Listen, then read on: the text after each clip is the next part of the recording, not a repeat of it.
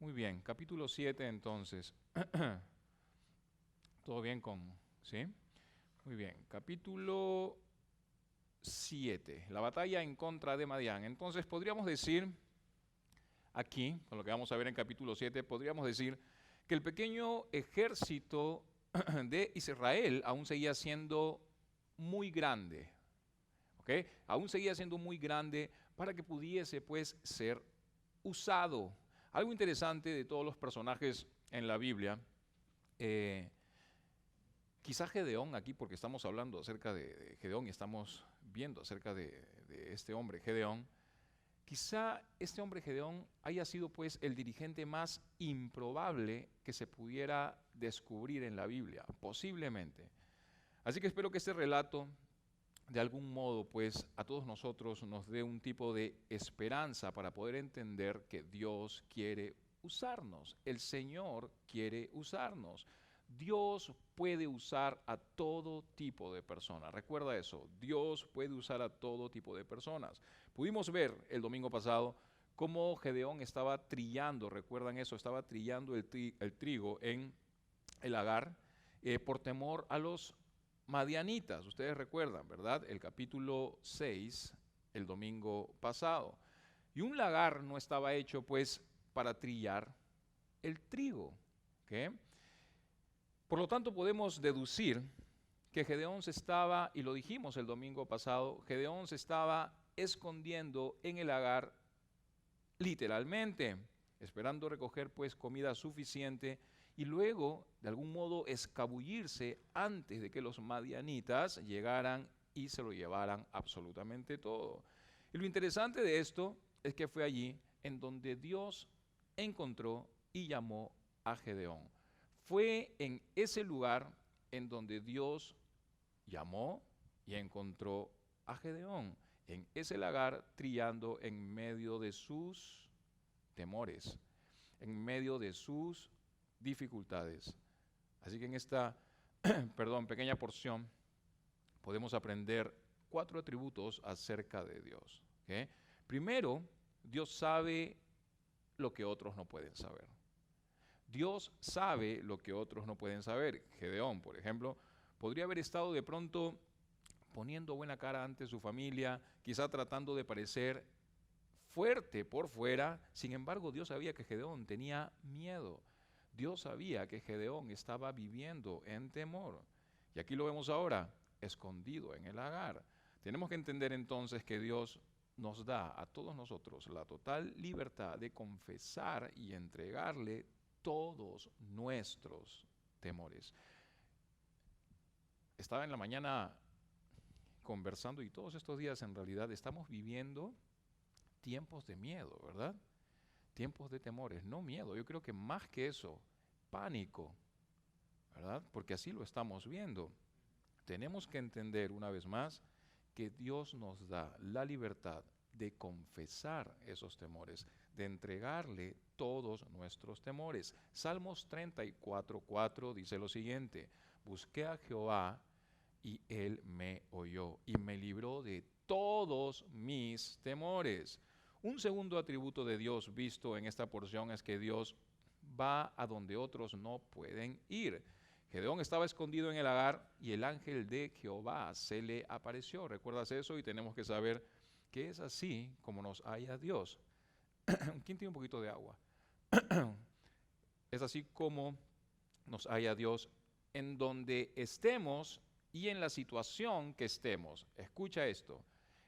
Gracias, hermano, muchas gracias. En donde estemos y en medio de la situación en la que cualquiera de nosotros podamos estar.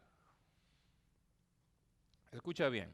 Dios halló a Abraham en una carpa. ¿Tú recuerdas eso? Dios halló a Abraham en una carpa. Halló a Moisés en el desierto. Halló a David con las ovejas. Halló a Amós en un viñedo. Halló a Eliseo detrás de los bueyes. Halló a Pedro entre sus redes o con sus redes. Y ahora halla a Gedeón aquí en este lagar. Entonces, una de las tantas cosas que nosotros aprendemos en este libro de Jueces es que Dios usa toda clase de personas en toda clase de situación. Ya lo hemos estado viendo desde que iniciamos este libro, ¿verdad? El primer libertador, ¿recuerdan ustedes? Voy a tomar examen. No. El primer libertador, un hombre llamado Otoniel, exactamente. Otoniel, el cual era un anciano, literal, ¿verdad? Era un anciano. El segundo libertador fue un hombre llamado Aot. Y como recordarán, Aot era, exactamente, era zurdo, lo cual era considerado como un defecto físico y motivo para ser también menospreciado. El tercer libertador fue Samgar, quien era simplemente un agricultor. Era un agricultor veterano. Y luego vimos a Débora, una mujer. Y una mujer, en aquellos tiempos, pues, era visto generalmente como alguien, ¿verdad?, inferior. Incluso dicen que había un dicho entre los judíos de aquel tiempo que decía: Dios, gracias por no haberme hecho gentil, Dios, gracias por no haberme hecho perro, y Dios, gracias por no haberme hecho mujer. Qué fuerte, ¿verdad? Y ahora vemos al quinto juez aquí, Gedeón, un hombre lleno de temores, un hombre lleno de dudas, un hombre lleno de desconcierto. Otro atributo de Dios en esta sección es que Dios da lo que otros no pueden dar. ¿Okay? En versículo 12 de capítulo 6 vemos que Dios le dijo a Gedeón: Jehová está contigo, varón esforzado y valiente. ¿Recuerdan eso? Jehová está contigo, varón esforzado y valiente. Estamos viendo entonces que Dios promete de su presencia a Gedeón. Lo estamos viendo, su presencia en medio de la dificultad, su presencia en medio de la batalla. Y tenemos que entender que la presencia del Señor es y debería ser un recurso indispensable si es que nosotros estamos viviendo una batalla. Moisés y muchos otros sabían la importancia de esto. En Éxodo 33:15, Moisés dijo: si tu presencia no ha de ir conmigo, no nos saques de aquí. Tremendo, ¿verdad? Así que va a ser algo difícil lo que iba a pasar Gedeón, y posiblemente, y ponte a pensar en esto también, si de pronto vas a hacer tú algo difícil también, es mejor que te asegures que Dios está contigo. Si estás de pronto pensando comenzar a tomar pasos de fe, asegúrate que Dios está contigo. Y el último atributo de Dios en esta porción es que Dios ve lo que los otros no pueden ver. Vimos el domingo pasado a un Gedeón escondido, ¿verdad?, lleno de temores y dudas en el Agar, y Dios le dice una vez más: Gedeón, varón esforzado y valiente, lo cual indica que Dios no ve lo que Gedeón era en ese preciso momento, ¿verdad? No ve lo que Gedeón era en ese preciso momento, sino más bien lo que llegaría a ser Gedeón. A través de esas pruebas, a través de esas dificultades, a través de esas circunstancias, Dios quería transformar a Gedeón a través de esas circunstancias. Quizá nosotros pensamos que somos incapaces, pero Dios mira siempre hacia abajo y sabe que todos somos valiosos ante sus ojos. Él ve en nosotros lo que nosotros de pronto no podríamos llegar a ver. Dios ve que nosotros podíamos llegar a ser instrumentos para su gloria, hijos y siervos, si realmente todos nosotros nos rendimos a Él. Y eso fue exactamente lo que le sucedió a Pedro. ¿Recuerdan eso? Cuando el Señor llamó a Pedro, según lo que leemos en Juan 1:42, se le dice: tú eres Simón, hijo de Jonás, tú serás llamado Cefas, que quiere decir Pedro. Hay un celular por ahí.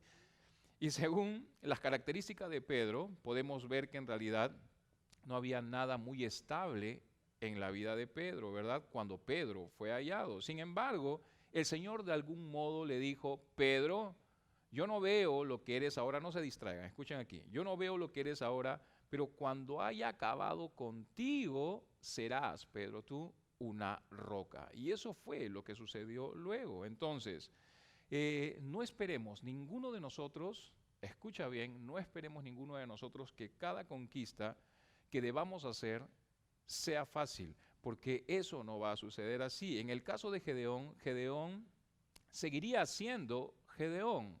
Escucha bien, Gedeón seguiría siendo Gedeón y posiblemente tendría que luchar de continuo con su propia carne. Hay una palabra que tiene lugar aquí en este diálogo, en el verso 13 del capítulo 6, si no me equivoco. Mira, vamos ahí un ratito. En el verso 13 del capítulo 6.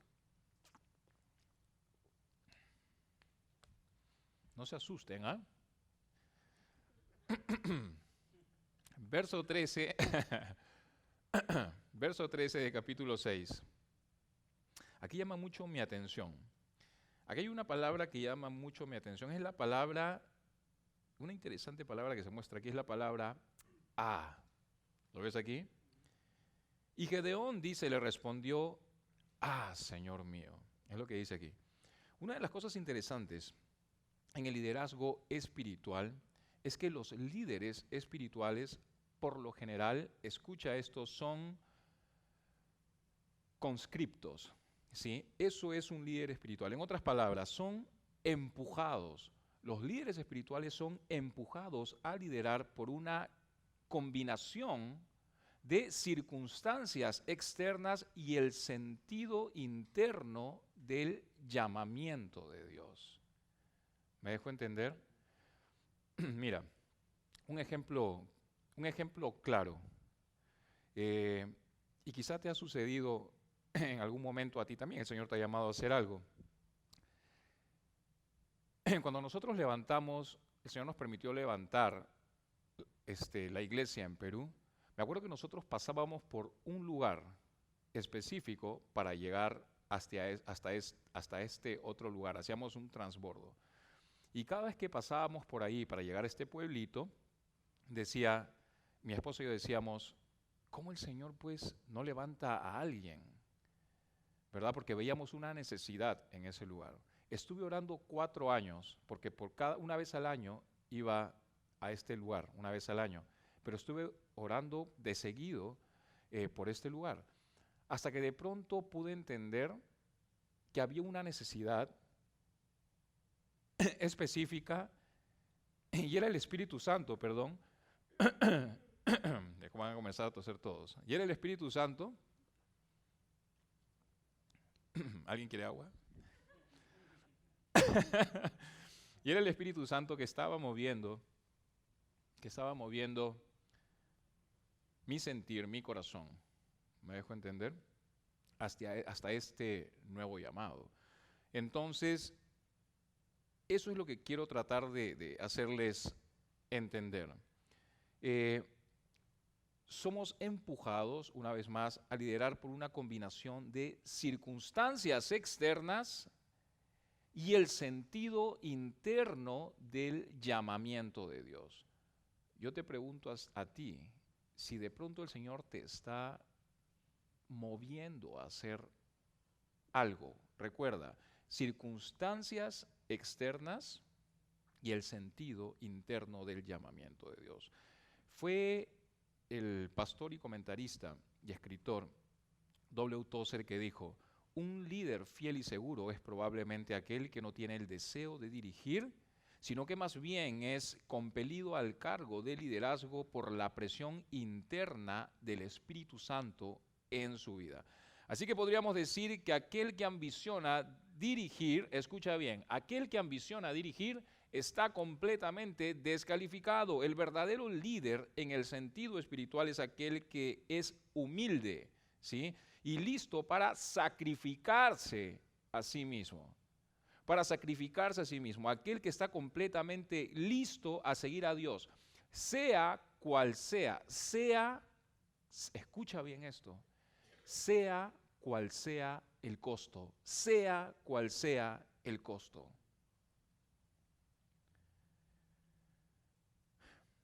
Jueces 7, versículos 1 al 3. Vamos a ver en estos versos que Dios pide a Gedeón comunicar a todos sus soldados que el que tenga miedo se vaya a su casa. Dice aquí, levantándose pues de mañana Jeroboam, el cual es Gedeón, y todo el pueblo que estaba con él, acamparon junto a la fuente de Arod y tenía el campamento de los madianitas al norte, más allá del collado de Mor. de More en el valle. Y Jehová dijo a Gedeón: el pueblo que está contigo es mucho para que yo entregue a los madianitas en tu mano. No sea que se alabe Israel contra mí diciendo: mi mano me ha salvado.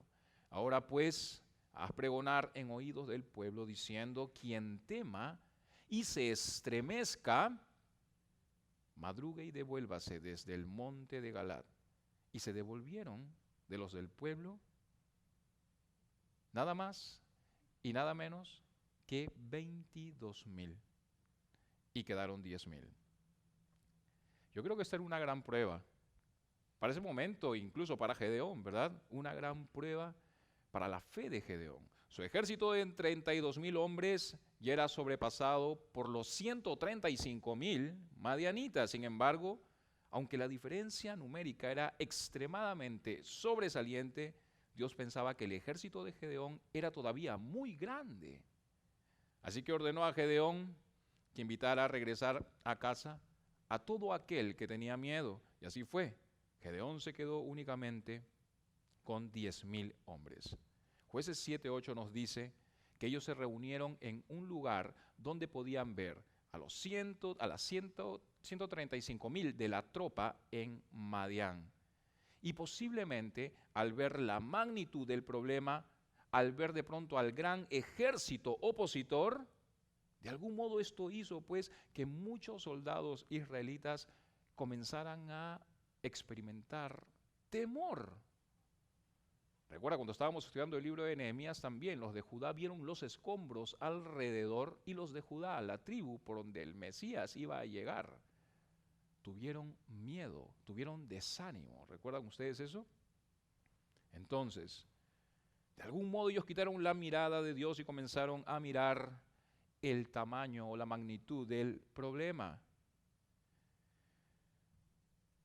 Ahora, algo interesante aquí es que cuando leemos detenidamente nos damos cuenta de que Dios no nos entrega la razón por la cual redujo al ejército de Gedeón en el verso 2 del capítulo 7. Vamos a leerlo. Aquí vamos a ver. Dice el verso 2, aquí está la razón, ¿verdad? Dice: y Jehová dijo a Gedeón: el pueblo que está contigo es mucho para que yo entregue a los madianitas en su mano. Y dice aquí: no sea que se alabe Israel contra mí diciendo: mi mano me ha salvado. Entonces, esto de aquí explica el por qué un ejército de 32,000 era muy grande, ¿verdad? Incluso aún con ese número, Israel aún podía tomar crédito por la victoria. Podrían haber creído que triunfaron por medio de su gran valentía. Pudieron haber creído que triunfaron por medio de sus estrategias. Así que fue el plan de Dios querer que las probabilidades para obtener la victoria estuvieran en contra de ellos, para que se viera pues claramente que la victoria iba a ser únicamente de Dios, porque Dios es así, Él es un Dios celoso. El Señor siempre se quiere glorificar de cero, de la nada. Así que esta es una gran lección para todos nosotros, si en verdad todos nosotros creemos en el principio bíblico de Zacarías 4:6. Zacarías 4:6 nos muestra que nuestra insignificancia en cualquiera de sus sentidos no tiene mayor importancia para alcanzar la victoria.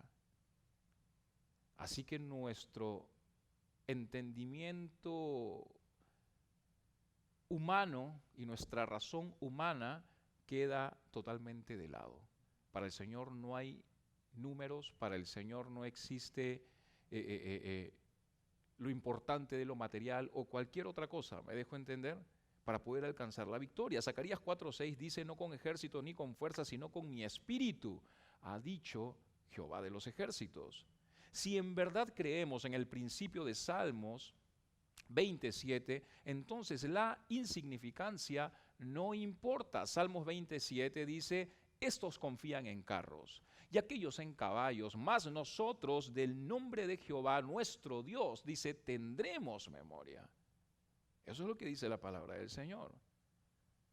Así que entre los versos 4 al 8 del capítulo 7, Gedeón debe separar a los hombres de acuerdo a una prueba muy peculiar, ¿verdad? Vamos a leerlos. Versículos 4 al 8 dice: y Jehová dijo a Gedeón: aún es mucho el pueblo, Gedeón. Llévalos a las aguas y allí te los probaré. Qué fuerte, ¿verdad?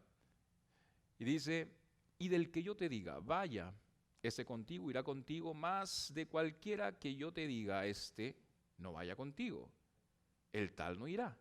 Entonces llevó el pueblo a las aguas, dice, y Jehová dijo a Gedeón, cualquiera que lamiere las aguas con su lengua como lame el perro, a aquel pondrás aparte.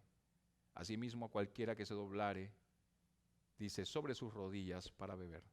Y fue el número de los que lamieron, llevando el agua con la mano a su boca, solamente 300 hombres.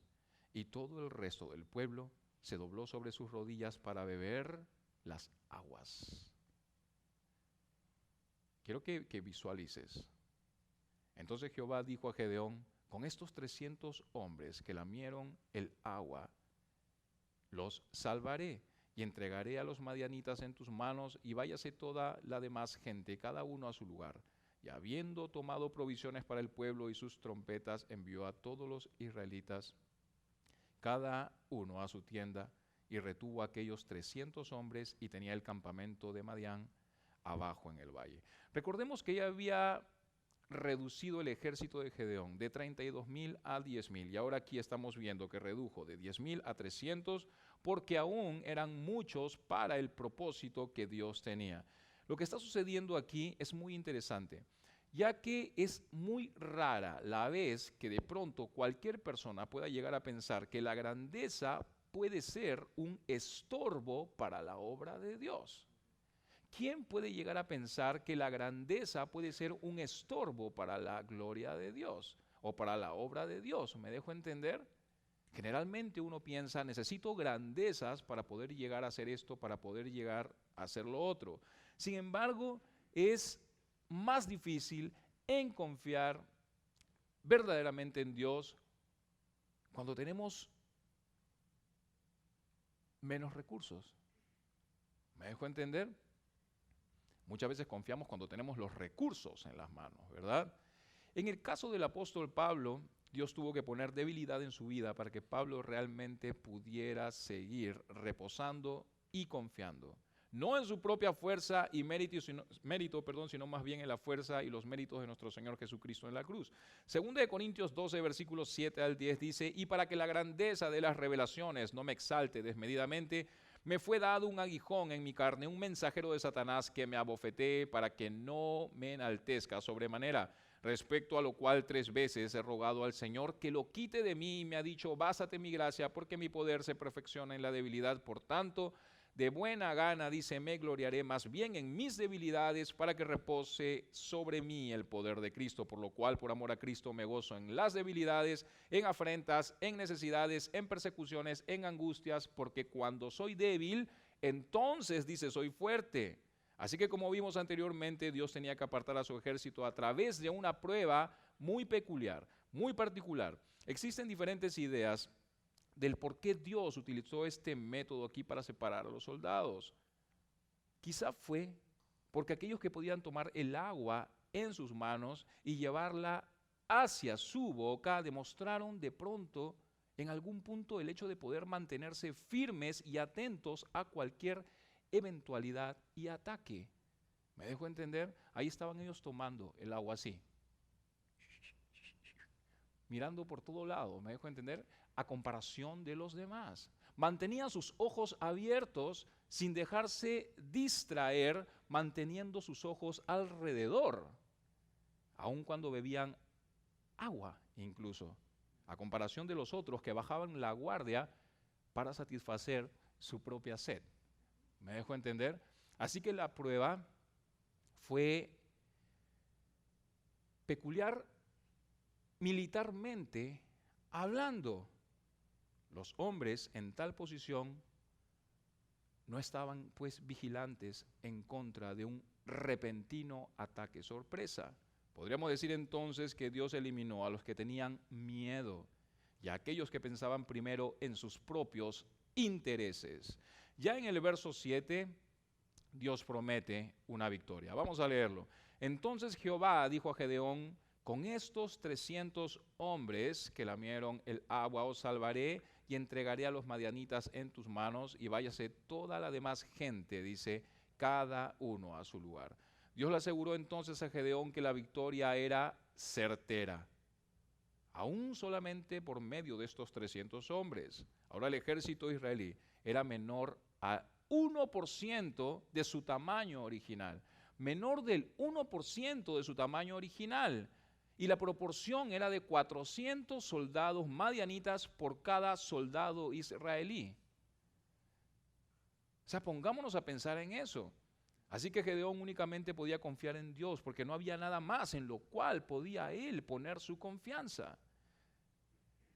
Versículos 9 al 11 de Jueces 7. Aconteció que aquella noche Jehová le dijo, levántate y desciende al campamento porque yo lo he entregado en tus manos. Y si tienes temor de descender, baja tú, dice, con furia tu criado al campamento. Y oirás lo que hablan, y entonces tus manos se esforzarán y descenderás al campamento. Y él descendió con furia su criado hasta los puestos avanzados de la gente armada, dice, que estaba en el campamento. Aquí estamos viendo de pronto también un poco el sentido humano de Gedeón, ¿no? Porque le dijo el Señor, si tienes miedo, baja con furia. ¿Y qué hizo Gedeón? No, yo bajo solo, no. Sí tengo miedo, bajo con furia. ¿Me dejó entender? Esto aquí muestra que cuando Dios nos pide que hagamos cosas difíciles para Él, escucha bien, Él no se cruza pues de manos y se sienta para esperar que nosotros lo hagamos por nuestra cuenta. No, Él está allí siempre guiándonos. Dios siempre va a estar allí guardándonos y animándonos por todo el recorrido, por todo el camino.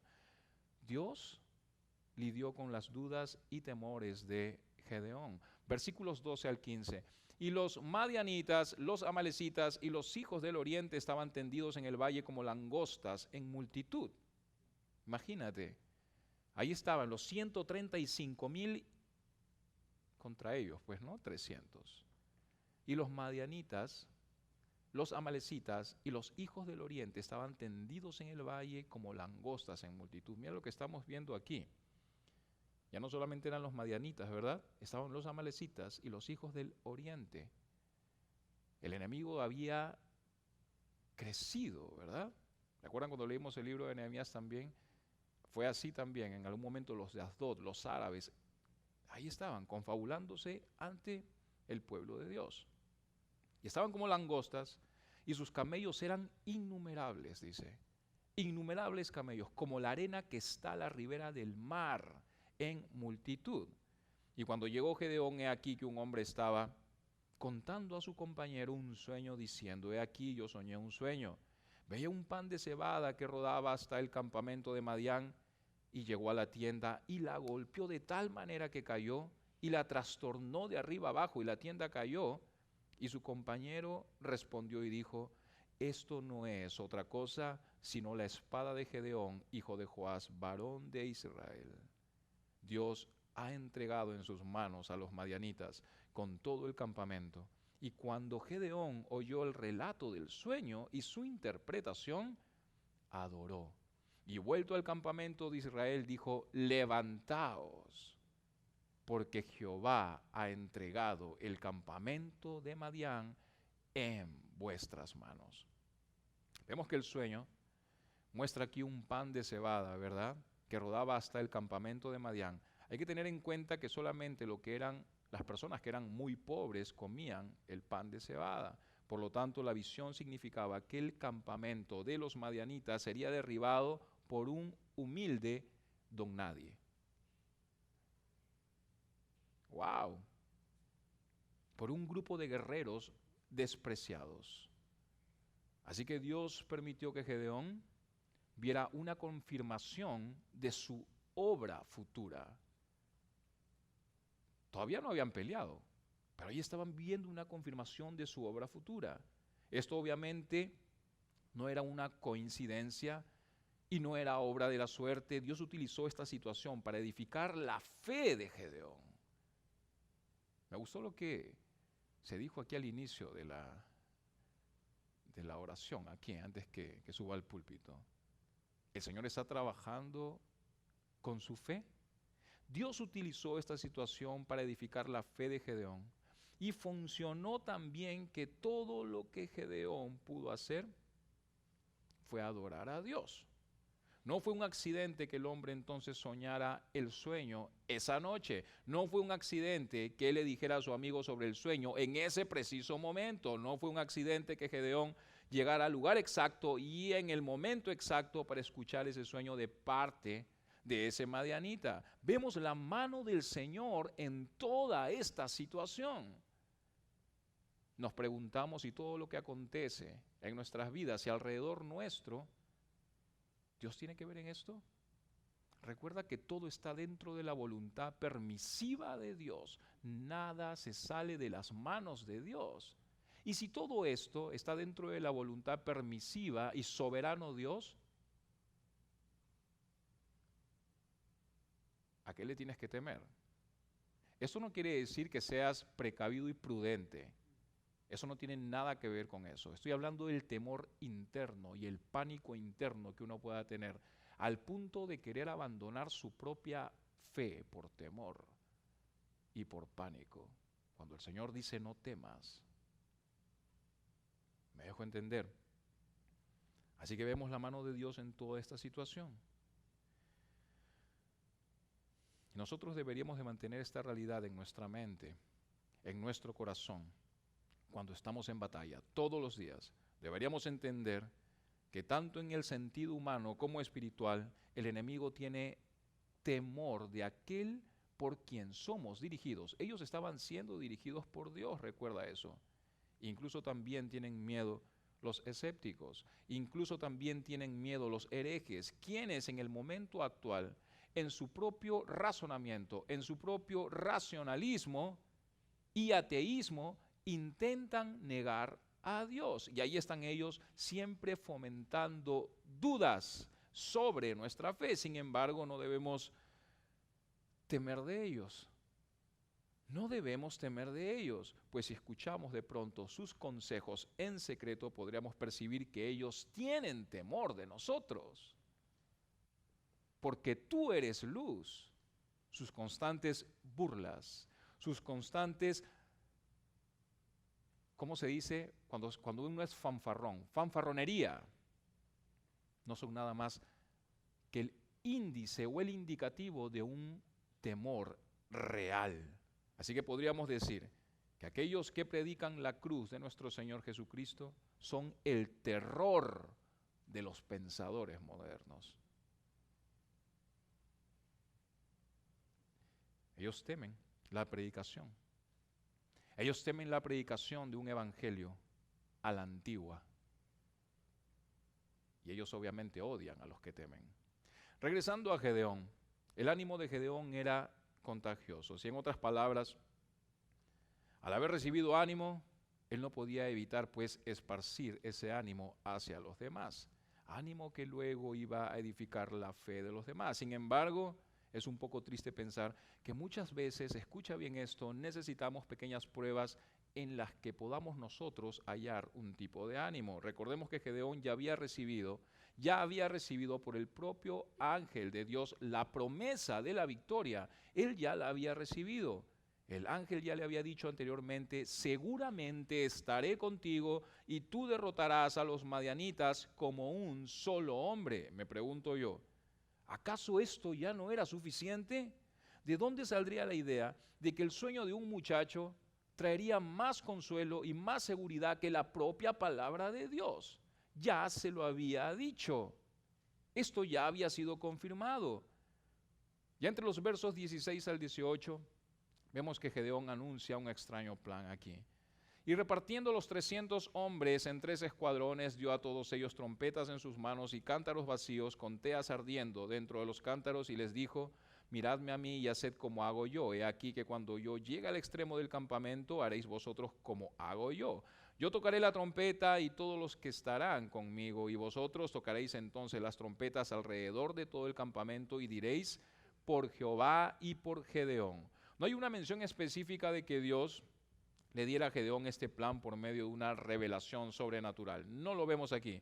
Pero debido a que Gedeón era un hombre lleno por el Espíritu, como se menciona en Jueces 6:34, lo sobrenatural podía de algún modo operar de una manera muy natural en la vida de Gedeón.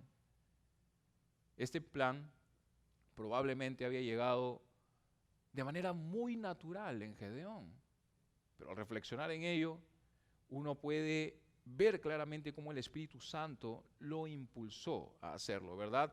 Versículos 19 al 23 dice: llegaron pues Gedeón y los 100 hombres que llevaba consigo al extremo del campamento al principio de la guardia de la medianoche, cuando acababan de renovar, dice, los centinelas, y tocaron las trompetas y quebraron los cántaros que llevaban, dice, en sus manos, y los 3 escuadrones tocaron las trompetas y quebrando los cántaros tomaron en la mano izquierda las teas y en la derecha las trompetas con que tocaban y gritaron por la espada de Jehová y de Gedeón.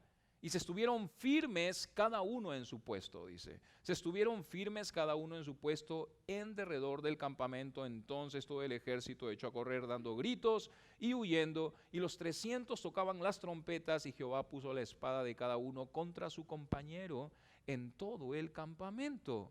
Y el ejército huyó hasta Betzita en dirección de Serera y hasta la frontera de Abel, dice, Meola, en Tabat.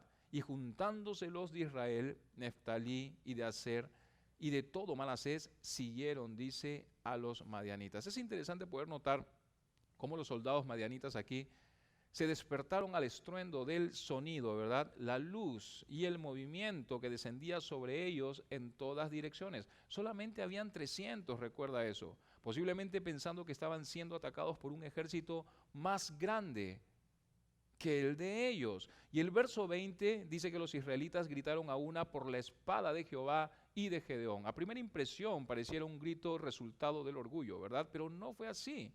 Este grito no fue el resultado del orgullo por parte de Gedeón. Esta simplemente fue otra demostración de sabiduría frente a ese ataque. ¿Por qué? Pues porque claramente los madianitas ya tenían temor de la espada de Gedeón, como lo leímos en el verso 14. Así que los gritos de Gedeón y su ejército llevaron a los madianitas al que, otra vez esta palabra aquí, a tener miedo, a tener pánico. Y eso es lo que hace el pánico. El pánico desorienta, el pánico no deja pensar, el pánico te congela. Y de algún modo Dios, Gedeón y su ejército usaron el pánico para destruir esos 135,000. Y dicen los versos 21 y 22 que los madianitas huyeron dando gritos mientras que ponían la espada cada uno contra su compañero. Estaban tan desorientados que se comenzaron a matar entre ellos porque tuvieron miedo, porque tuvieron pánico. Y recuerda que tenían camellos como la arena, decía, no tenían tantos camellos, dice como la arena, ¿verdad? Tanta cantidad. Los camellos son muy asustadizos, así que piensa en eso también. Hasta los camellos tuvieron pánico. Entonces imagínate esa escena, todos corriendo por todo sitio y matándose entre ellos mismos porque perdieron la razón a causa del miedo, a causa del temor. Es que no están sucediendo cosas hoy en día que dices, pero ¿qué es esto? ¿Qué es lo que está pasando? Qué extraño, ¿por qué? O sea, a causa del temor y a causa del pánico. Así que hay que tener cuidado con el pánico. Me pongo a pensar en lo que está sucediendo, ¿no? Ahora con todo este tema de este virus, ¿no? El coronavirus. El enemigo estaba en este momento sentado viendo e incluso cómo las iglesias se están atacando en este preciso momento, hoy en día. Yo te lo digo porque lo he escuchado alrededor mío,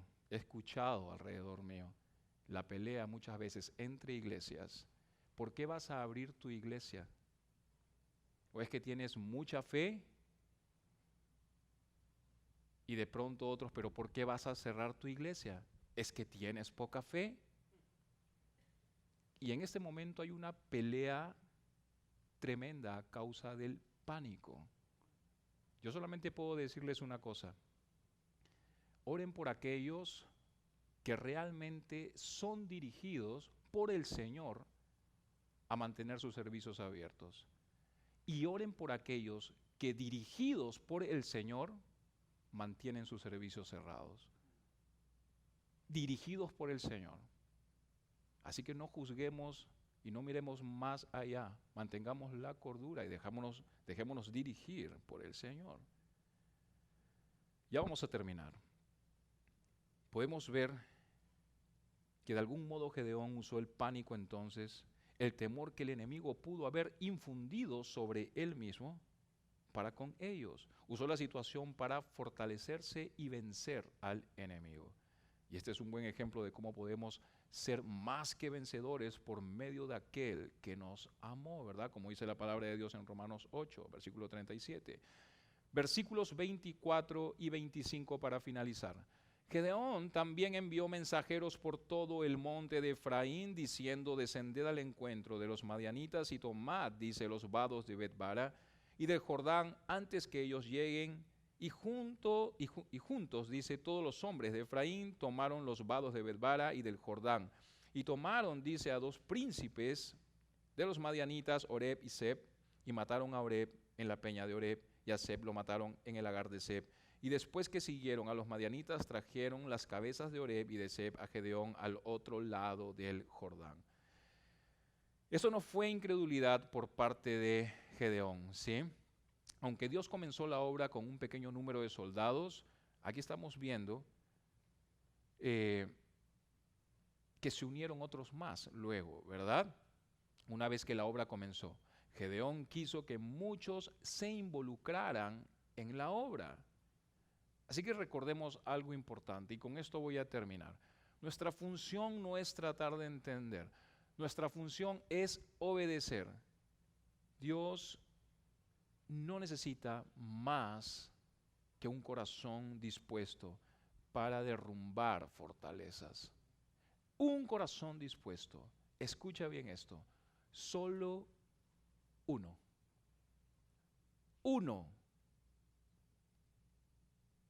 Uno puede mover multitudes. Así que va a depender de ti. El Señor dice: no temas. El Señor dice: no desmayes, porque yo estaré contigo en donde quiera que vayas. ¿Okay? Vamos a orar y vamos a terminar con el servicio. Señor, te damos gracias, Dios mío, porque siempre usas tu palabra, Señor, para revelarnos, Señor, la verdad. Yo te quiero pedir, Dios, que nos des sabiduría, que nos des inteligencia, que nos des un corazón, Señor, envuelto en ti, Dios. Quita el temor de nosotros, ese temor, Dios mío, que nos paralice, ese temor, Señor, que nos lleve a un pánico descontrolado, Señor, que incluso, de algún modo, Dios mío, nos aleje o aleje nuestros pensamientos, Dios, y nuestra confianza de ti. Danos sabiduría, Señor, para poder saber realmente qué hacer, para ser prudentes, para ser cuidadosos, Señor. Por supuesto que sí, Dios mío. La fe, Señor, que tenemos no es una fe ciega, ni descontrolada, ni emotiva, Dios. Es una fe inteligente, Dios mío. Una fe que viene de ti, Señor. Una fe que viene de ti. La fe viene por el oír y el oír por la palabra de Dios. Y ahí está, Señor, parada nuestra fe. No es ánimo ni emoción. Es tu palabra reflejada en nosotros. Gracias te damos por este tiempo. Gracias por la iglesia, Señor. Te pedimos por los que no están aquí. Cuídalos, protégelos, Señor, y llénalos de ti, Señor. Háblales en tu palabra también. En tu nombre, Cristo Jesús, y para tu gloria. Amén.